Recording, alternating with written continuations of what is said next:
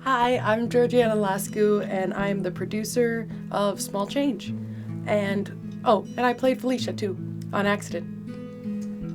And how did you become involved with Small Change?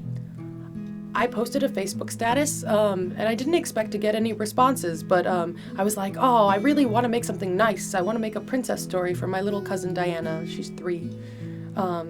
Because anything up to that point has had, like, kind of like gratuitous sex, drugs, and violence. So I was like, I'm ready to make something nice with a good message that a little kid could watch and like.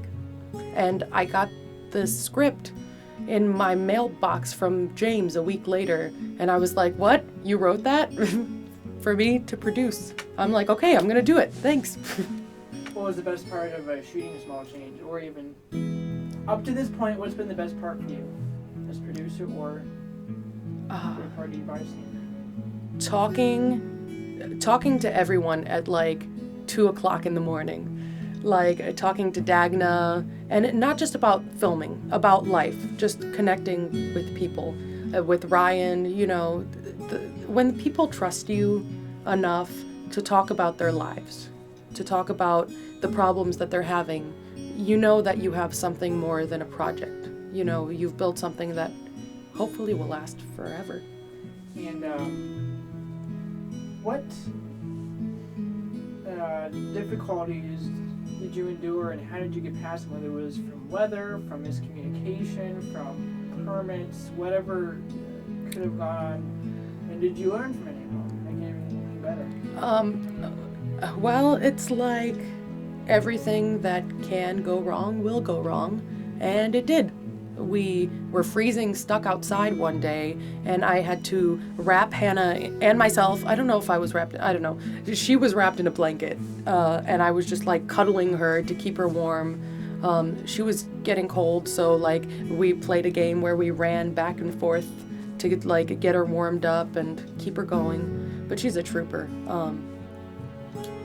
The cops came. I don't know if I said that. The cops definitely did come. But I have such a great team. Lee Johnson, took care of it. He was just like, I have a permit, he threw around some names, and I didn't even have to see the cops, so that was awesome. I don't know, just working with talented people is fantastic. I feel like the luckiest girl ever. Because everyone just brought something to the table that I can't imagine anybody else doing. They say in Hollywood that you should never work with pets or children. And while we didn't have any animals on set, what was it like working with children in the cafe and then with Hannah? Did she completely reverse that saying? In the cafe, it was a little bit difficult.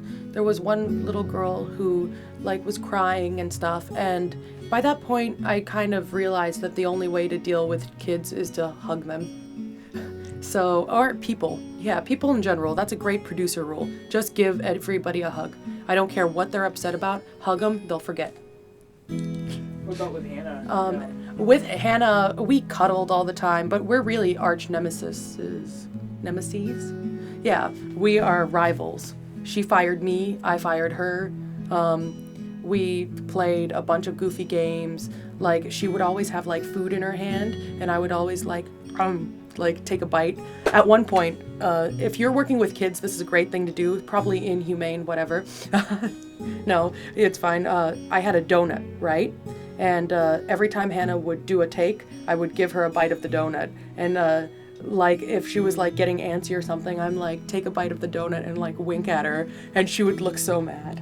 And I got a big kick out of that. I don't know. During her rehearsal, or not her rehearsal, her audition, she seemed very nervous and actually pretty scared. And did she change by the end of it, or is she still scared to be on camera?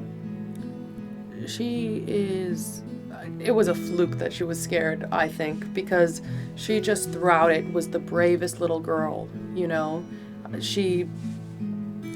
I don't know, she never complained, she never, I don't know, she just kept on going, and she was relaxed, and she was herself. And that's the great thing about working with kids, is that they don't have this Well, maybe some of them do, but not Hannah. Or no one really that I worked with. Like, I'm a star, It's not like that. It was just very, I'm here, I'm gonna do this. Then are we gonna get some food afterwards, maybe? I don't know. Before we end, is there any advice you can give to filmmakers who are doing a project similar to this, with a no budget, working with all kinds of different weather conditions, perhaps no permits, and then maybe a shortage of equipment, just the difficulties that you always experience during a film shoot? How can you give them hope and that this stuff is very possible and you can do a very good job with what you have? I like Teddy Roosevelt always said, do what you can with what you have where you are. And I think that's very true for filmmaking. You just have to use what you have and make stuff. Make what you're passionate about making, and just enjoy the ride and work with people that you like and get to know them, and like they'll take you so many different places. Never have it in your mind that one person, that this is who this person is. Let them surprise you, because my team completely surprised me, and it was like a great journey. Is there anything else you'd like to add? Oh, yeah. Thank you.